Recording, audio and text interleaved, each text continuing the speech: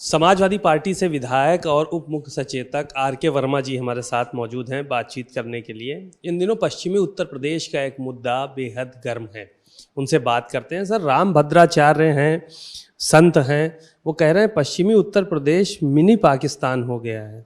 आपको भी लगता है कि वहाँ पे हिंदू कम हो रहा है, मिनी पाकिस्तान हो गया? राम भद्राचार्य की बात को मुझे लगता है कि देश को संज्ञान में नहीं लेना चाहिए। वो भेदभाव की भावना से ग्रसित रहने वाले वो संत हैं। उन्होंने ब्राह्मणों को बांटा कि कौन उच्च ब्राह्मण है, पाठक नीच ब्राह्मण है, क्या क्या उन्होंने कहा, देश को बांटने का काम कर रहे हैं। वहीं पर जो है पश्चिमी उत्तर प्रदेश को वो ये कह रहे हैं कि जो है मिनी पाकिस्तान है।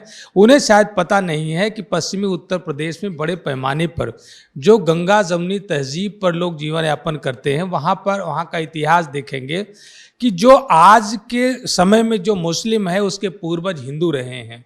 वो ज़्यादातर लोगों को देखेंगे, चाहे वहाँ का जाट होगा, चाहे गुज्जर होगा, चाहे अन्य एससी समुदाय के लोग होंगे, ये या क्षत्रिय समुदाय के भी लोग जो है वहाँ पर बाद में उन लोगों ने पहले मुस्लिम धर्म स्वीकार किया और आज वो मुस्लिम के रूप में जाने जाते हैं। लेकिन आज भी पूर्वजों के द्वारा बनाए गए उनको रिश्ते की कदर उनको है, वो एक दूसरे का सम्मान करते हैं और एक अच्छा भाईचारा देखने को मिलता है। लेकिन जो राम भद्राचार्य जैसे संत इस तरीके का बयान दे करके लोगों की उस गंगा जमुनी तहजीब को बिगाड़ने का प्रयास करते हैं, देश को मजहब और सांप्रदायिकता के नाम पर बांटने का जो प्रयास करते हैं, मुझे लगता है कि यह संत का काम नहीं है।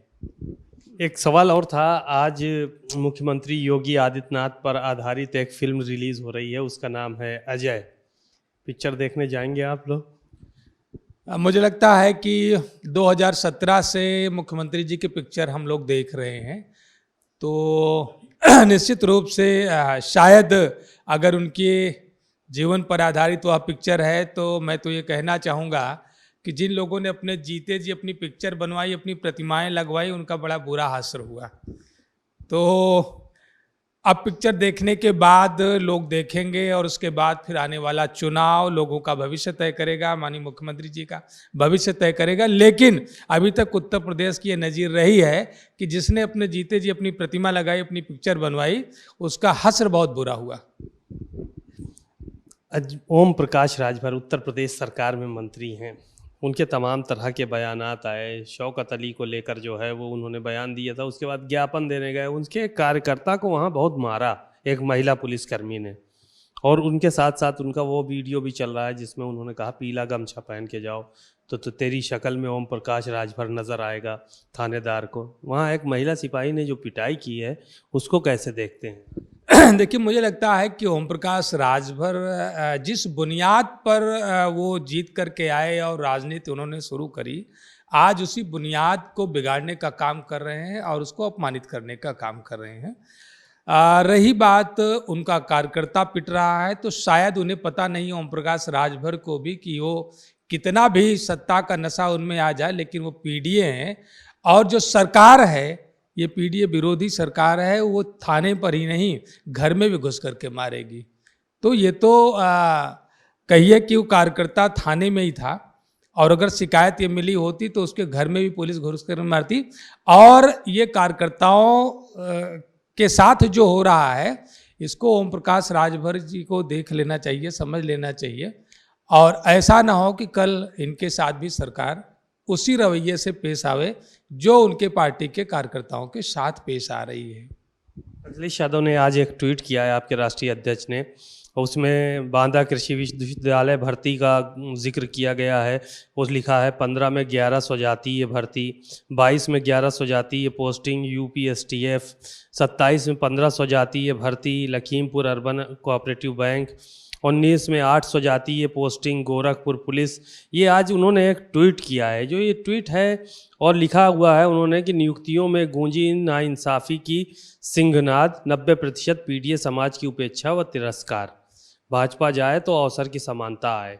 ये ट्वीट उनका आया है। ये तो विभागों से जुटाए गए आंकड़े हैं। जब भारतीय जनता पार्टी की सरकार जब से बनी है, तब से जब समाजवादी पार्टी इसलिए बार बार कहती है कि भारतीय जनता पार्टी संविधान को खत्म कर रही है और जो संविधान प्रदत्त अधिकार हैं उसको खत्म करने का प्रयास कर रही है, और 2017 के बाद से जितनी भी भर्तियां हुई हैं, एक भी भर्ती में आरक्षण अधिनियम का अनुपालन नहीं कराया गया। मैंने कई बार इस मामले को उठाया कि आज उत्तर प्रदेश में जो उत्तर प्रदेश लोक सेवा आरक्षण अधिनियम 1994 की धारा 1 की उपधारा 6 का अनुपालन नहीं होता है, चाहे वो ओबीसी का हो चाहे एससी का हो, अगर किसी प्रतियोगी परीक्षा को टॉप करता है तो उसे सामान्य में गिना जाना चाहिए, लेकिन सरकार उसको उसकी कैटेगरी में डाल देती है। और जो उस धारा की 1 की धारा की उपधारा 3 जो 27% 21% का आरक्षण दिया है, उत्तर प्रदेश की भारतीय जनता पार्टी की सरकार में एक भी भर्ती ऐसी नहीं हुई है जहां पर उनको आरक्षण अधिनियम के अनुसार सीटें मिली हो।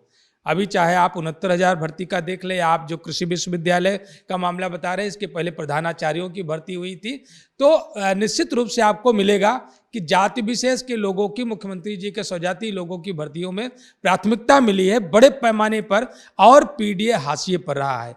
पीडीए को अगर कुछ नहीं कर सकते थे, आप उपधारा 6 का पालन नहीं करा सकते थे, उसको सामान्य में ले सकते थे, तो जो 27% का आरक्षण है वो तो देना चाहिए था। लेकिन कुछ ऐसी भर्तियां हुई हैं जहां पर ओबीसी को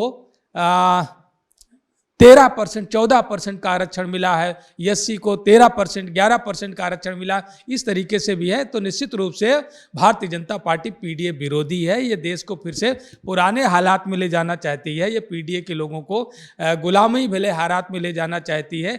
जब हम पहले शिक्षा और सम्मान से जो वंचित किए गए थे, फिर से उसी हालात में ये ले जाने का प्रयास कर रहे हैं।